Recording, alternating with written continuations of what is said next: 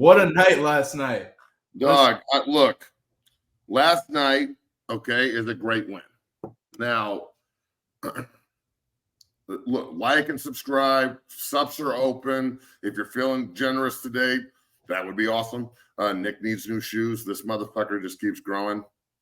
Look, last night was a quality win against a team that I think would win the Mountain West and be the 12th seed in the playoff. Period. Because they're the at large that's who it's going to be. Probably the most likely set will be the Mountain West champion. A lot of people have Boise State in that 12th seed. So look, you can look at this however you want. 1-0 feels good. It's amazing to me how many people wanted them to lose. Yeah. Like the amount of hate pointed at the Colorado Buffaloes, I absorb that shit. I love it. I fucking love it. I love it so much that people hate us and then we win.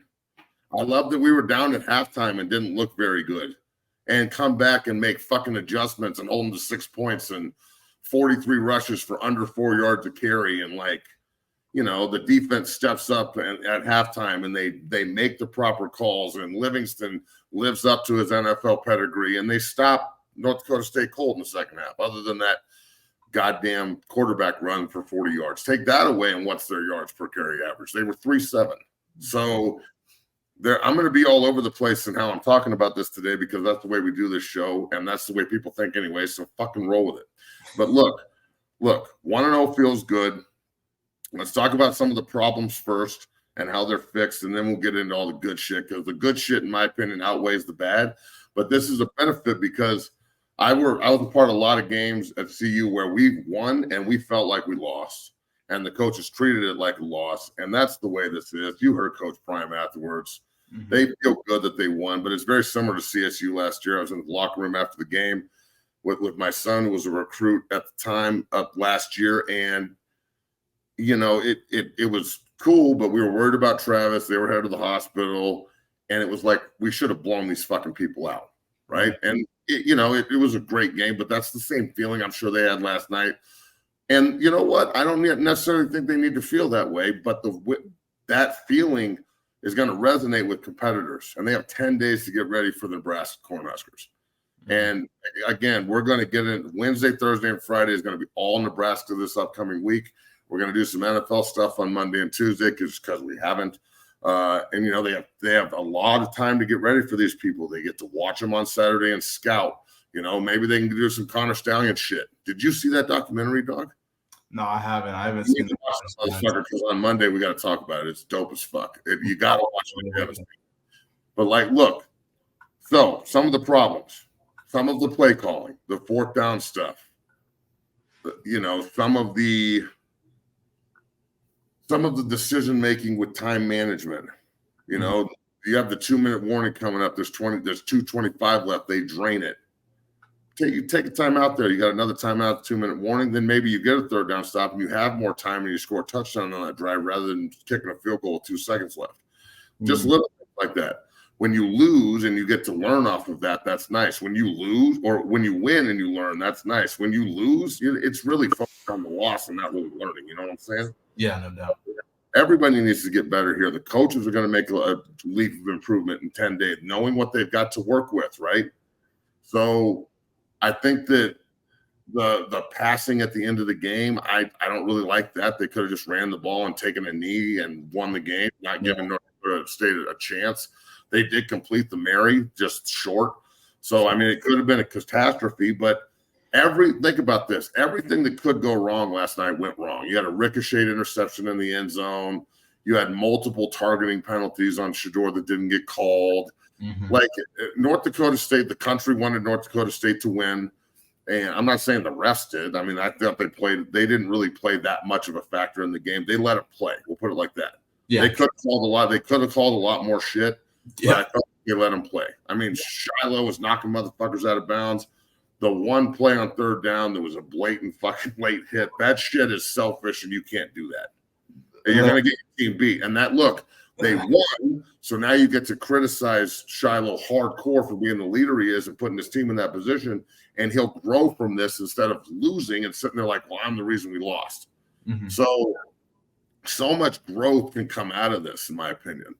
Now, are there things that need to get fixed? Yeah, but I'm not going to just look at 59 yards rushing. I'm going to look at it full, okay?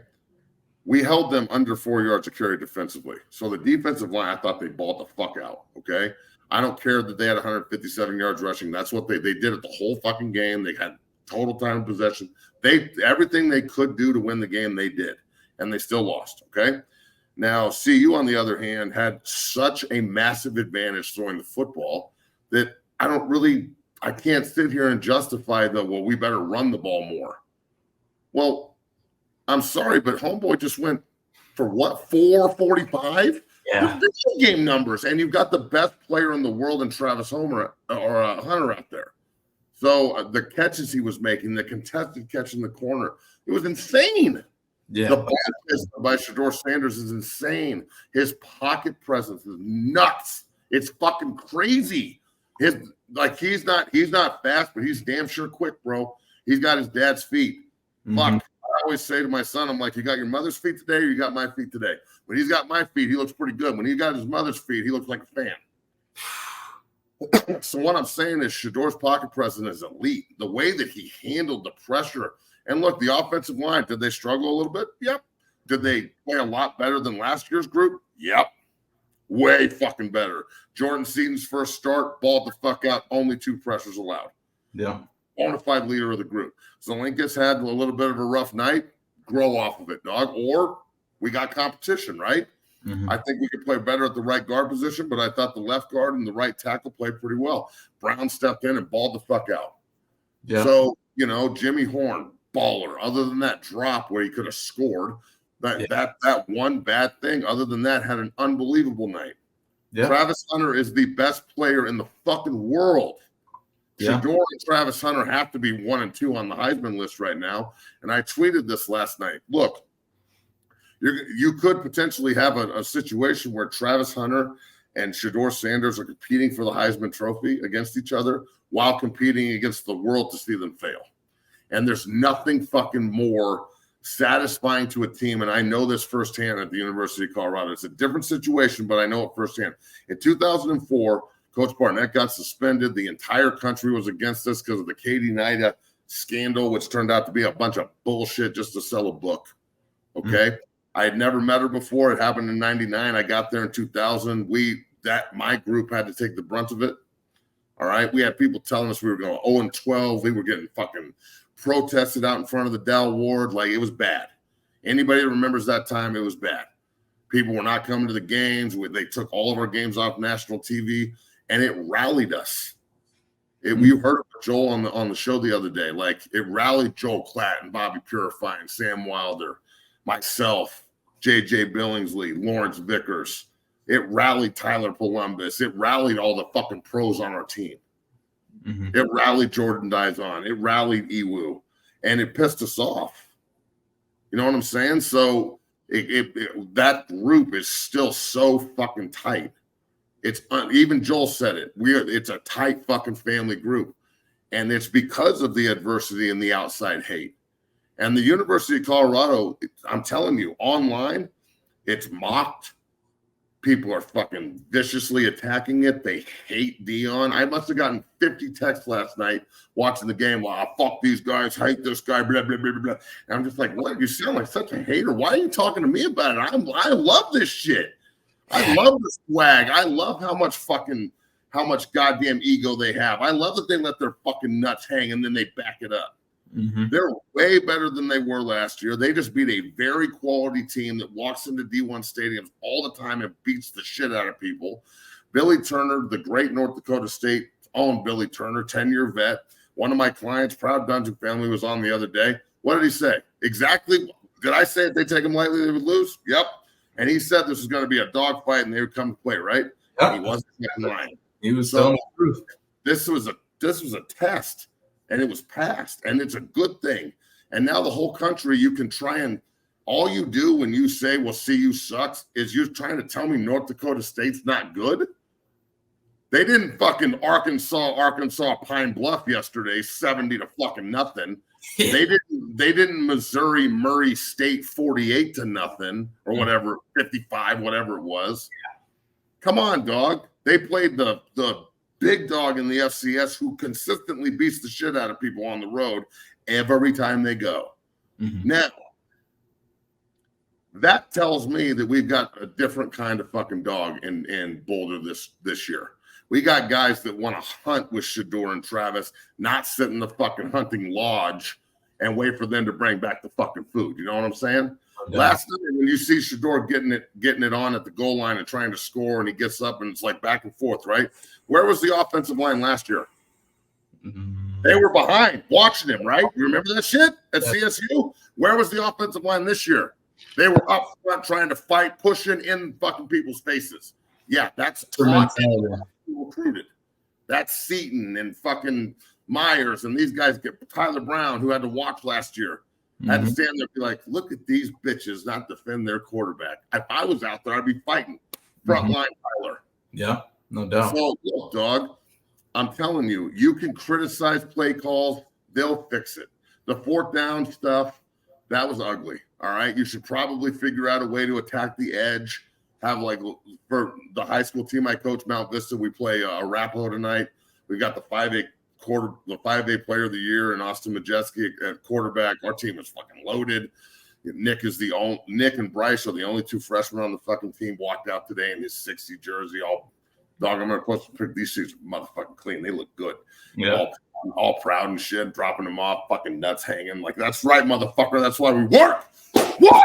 So, you know, we got a fucking win last night. We're getting a win tonight. And full circle here. My point is, like, when you have an elite player like that, he needs to have the ability to take advantage of shit. And when they stack the box and squeeze everybody down, just attack the edge. It's a fucking foot. We can get a foot, dog. Go where they ain't. So they went where they were twice and lost.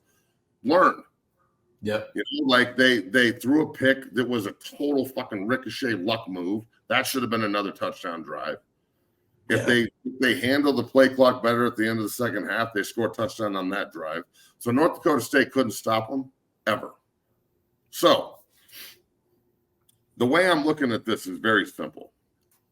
I am obviously a homer. I love that place. It's really the only thing I give a flying fuck about in all of sports. The rest of sports is business to me, dog. I love the NBA. I want the Nuggets to win. Could give a flying fuck about everyone else. I think it's just bullshit. The NFL's cool. I love betting on it. I love watching it. But if the Jets lose like they always do, I don't care. Like, it doesn't ruin my day. I don't care if the Broncos really win or lose. It doesn't ruin my day. Like, some guys, the Broncos lose, and like, oh my God, the Broncos. Like, I don't understand how you can give that much emotion to something you weren't personally invested in. So I'm so personally invested in all this shit with CU, and I'm close to the program, and I know what I'm looking at. Like, I just think that they have the potential to be so fucking good. Do they have the potential to get ran through and suck? Yeah, they do. They do. Everybody does. Everybody has the potential to play like shit. But you know what? What I saw at halftime, all right? What I saw at halftime gave me so much encouragement that they are going to fucking have a great year. The first half was ugly, bro. 2 touchdowns, 2 field goals, tons of time of possession. Shedeur at halftime talking about how he's going to have to score every fucking drive, and that's true. Yeah. And he's saying he has to score every drive. He's saying, I'm going to score every drive because that's what he does. This guy's fucking magic man, okay? I mean, let's be real. Guy, he's so unique. It is unbelievable. Like, I'm going to get JT O'Sullivan, who does the quarterback school and does a great job. His show's awesome. He was my quarterback in Europe and a great friend of mine. We'll get him on to talk about Shedeur's game. We'll get Coach JB on to talk about Shedeur's game because he's a hater, and I just want to hear what him try and cut down 445 and 4 touchdowns. And he'll probably be like, that pick you threw was fucking unbelievable. What a sorry motherfucker. Oh, negative ass JB. But, you know, I can't wait to hear his hating asshole. They're going to go to Lincoln and get their ass kicked. Rah, rah, rah. Motherfucker. Oh, boy. And this same kid who's now like 30, all right, and already engaged to his sister is going to cry again, bitch. So, like, looking at this whole thing here, the potential for them to be great is through the fucking roof. And I don't see how the Sanders fail. And you have 10 days to fix all these problems. You didn't play well, but you still beat a great team. They easily could have beat you. And you responded in the second half and played really good run defense. And, you know, of course I want more turnovers, but they don't turn the ball over. They're super, like, their plus minus in the last 10 years is through the fucking roof. So, look, if you want to panic,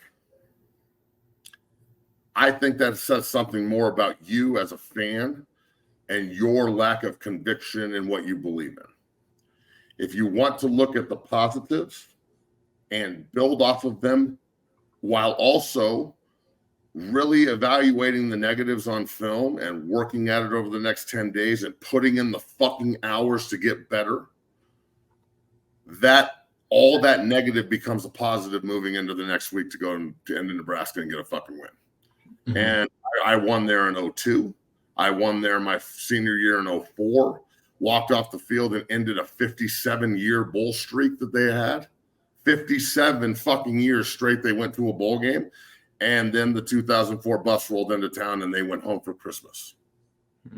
So I was there on the sideline in 2018 when they fucking Laviska caught it over his shoulder in the goddamn corner, and that was another beatdown.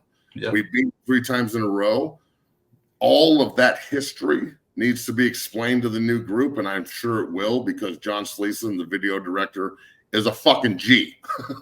And him and Dion Jr., Bucky, who's the social media fucking wizard, they're going to collaborate. It's going to be incredible. I'm already talking to Bucky about a bunch of shit on Monday that, like, I think they should incorporate because that's my dog.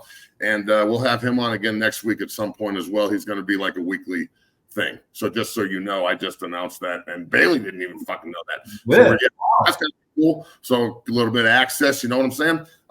So look, man, if you want to be negative, you should go be with the haters, because the haters are piling. From what I can gather, CU lost last night. We're terrible. Shador can't play. Travis Hunter's lucky. Joe Horn can't catch. The defensive line's soft and didn't hold them under 4 yards of carry. The offensive line isn't improved. Jordan Seaton can't play. Charlie Offerdahl's a bum and doesn't work hard. Coach Sapp can't coach. Coach Lewis can't coach. Coach Primebeck can't read a play clock. Coach Schumer can't fucking make a play call to save his life. They didn't go for 445 and 4 touchdowns. The interception was really, it was Shador's fault. How dare he throw the ball at someone's foot? The kicking game sucked. All the special teams sucked. We can't fucking do anything right, and we're 0-1. Oh, wait a second. None of that shit happened? Oh, that's what I fucking thought. Yeah. All I saw last night was a team respond, get better, dominate the fucking second half, and win with 15 minutes less of possession. You give them 7 more minutes of possession, and that fucking game is like 55-20. So you can sleep on this group all you want. And please, in Nebraska, count sheep, motherfucker. Please count sheep. Please sleep on this group, because one thing I can tell you about Nebraska is they may hate us now, but our hatred for you has been deeper and longer. We chased you longer, and now we got your ass. And as a member of this turnaround, being a starter on the 01 team, you know, the 02 team, the 04 team, being, you know, the 3 in a row they got on them right now. This is, as a grown fucking man, old guy, old head, right, that goes back and talks about the fucking good old days. If I would have told 18-year-old Matt when he got to CU that 42-year-old Matt would be sitting here saying, we got these motherfuckers and they hate us now and it's even, that's exactly, I'm telling you, when I walked into Gary Barnett's office and he offered me, I was like, okay, I'm coming here to beat these motherfuckers' ass. That's the only reason I want to come here. And that group, that whole group was the same way.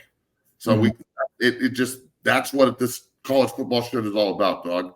That's why this game is so important. So I know I'm rambling here, but at the same time, Bailey, like, last night was very impressive to me because of the adjustments. Last year, we wouldn't have made those adjustments, bro.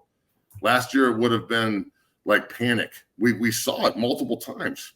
That was response last night. I'm telling you, North Dakota State's either playing or winning the FCS National Championship. Facts. Okay? Yeah. I'm going to reiterate this. I believe they would win the Mountain West. It's a very Very valid statement. It's one of the reasons I've advocated so hard for the Pac-2 to take 10 Mountain West teams, Wyoming, Colorado State, or take 7 and then take Air Force, Army, and Navy and put them all in the Pac-12. And then the remaining teams that stay in the Mountain West, then you add North Dakota and North Dakota State and South Dakota State. South Dakota beat the shit out of people last night. They got a bunch of Dungeon family on their team. We sent 3 guys there last year. McChesney's, that quarterback in Mount Vista, the 5A player of the year, committed to South Dakota to go fucking ball. So, take all these great FCS schools and just put them in the Mountain West, and then you can elevate some more D2 schools to FCS. It just makes too much sense not to do that shit. So, look, if I'm talking about players of the game on defense, I'm either going to give it to 9-7. Mm-hmm. All right. That kid was a fucking animal. He was killing people at nose tackle. That's a hard position to get noticed at. And goddamn it, he was balling. Or Bentley. Bentley was all over the fucking field, dog. 2-0 is a mean fucking dude, bro. Oh, yeah. I like the way he plays ball. And then look, from an offensive perspective, it's easily Shedeur and Travis. I mean, from a total game perspective, Travis Hunter I think he missed 2 snaps because his fucking helmet came off. Yeah. He locked down an NFL receiver in Lance, supposedly, and not the lockdown, the NFL part. And then, he only had three catches for 18 yards on him, and he balled the fuck. I mean, what he did at receiver last night was the one-handed catch out of bounds was even more impressive than all the other shit, and it didn't even count. It was right in front of T.O. T.O.'s like, God damn, I ain't never seen some shit like that before. Dog, unbelievable. Understand what you're looking at, dog. Not you, everyone. I was fucking DMing back and forth with Max Crosby last night, fucking talking about this. He posted Travis Hunter's insane, and I DM'd him this motherfucker's unreal. He's just, I've never seen anything like him before, ever. We're sitting there you think Shedeur and Travis could go 1 and 2 in the draft? He's like, yeah, probably. I'm thinking in my head, should I ask Max, do you want the Raiders to suck so you can get Hunter and fucking or Shedeur? Dog, you got to think people are out there how can I tank for these motherfuckers right now? Hunter's saying he wants to stay in Colorado and play for the Broncos and shit. Surtain and Hunter on one side or the other might look pretty good, but he might be is he a receiver or DB, dog? Everybody in the comments. He played Hunter is DB or a receiver in the NFL. Is he the first guy to play every snap in an NFL game? 129 of 131, 3 tutties, and lockdown on D? Shit, dog. Fucking fuck. Man, but before we continue, my wallet says bad motherfucker on it. I need to send one to him. Yeah, Travis is a freaking unicorn. Whoa! Before we finish your takeaways from last night, I want to show Coach Prime's, post-game interview, kind of just his overview, his thoughts on last night. Take a listen here. You won, but you didn't win. It's almost like we had more points than they did. Giving up the last touchdown on the run, that bothered me, because we pride ourselves on going to get the quarterback, and we have a multitude of young men that can go get the quarterback, and we didn't get that done. But I'm thankful, I'm happy we got the W. Miss Peggy's one step closer to the dream and the vision that we have for her, as well as I think 31 NFL scouts are on hand tonight, and I think they saw what they came to see. So let's move on from there. I'm going to try my best to hold back my anger, but all right, that's what we've been talking about. You lost or you won, but you feel like you lost. You can really teach off of that. I'm reading some of the comments over here this shit right here, and we're not trying to call you out, Doug, but we are. As awesome as the offense looked last night, the defense was atrocious. I totally disagree with you. I think that in the first half, they got hit in the mouth and adjusted in the second half and gave up 1 touchdown and had 43 rushing attempts against them for 3.7 yards a carry. They held North Dakota State to under 4 yards a carry. Last year's team would have given up 300 yards rushing. Yeah, I agree with you. Okay, and they are the reason they won the game in the second half. They held them to 6 points and gave Shedeur and the offense the ball multiple times and allowed him to go cook. So I totally disagree. I think they showed a lot of heart and a lot of resolve, getting better in the second half. What'd you think of the new jerseys? Clean as fuck, dog. Mm-hmm. Look, like, I know Prime gets all the credit, and he should, because he's the visionary and he's the guy that comes up with all this shit with help from everyone else, obviously Shiloh and Shador and Travis and everyone. Mm-hmm. But Mike Schmitty, the equipment director up there that's been there forever and is my dear friend I love, he's the first guy I text. I was like, Schmitty, you're a bad motherfucker. These are nice. I like them. Woo! The pewter buffalo, white and gold, and the white face mask really popped. The fucking mountain design with the white face mask look great. Look, you find me a cleaner looking uniform than just the all blacks with the gold top. I'll debate you that all day. But the uniform combos they've got are sick. I can't wait to see what they roll out in Lincoln. They're going to have all grays. Like, I kind of have an idea what they're going to do, but Schmitty keeps everything tight to the vest. I think we're going to get a badass all white combo. The gold hats are obviously going to be in play. You'll have your all black and gold. Eventually, you're going to have a good gray combo. And then don't be surprised if you see some shit one of these days where you're like, God damn, that's super clean. Like the chrome gold helmet with like a chrome black face mask and like a gold jersey with black numbers and black pants and like gold socks and looking like a motherfucking G. No doubt. That's how we look too. That's why you hate us. I told y'all motherfuckers you hate us because you hate us.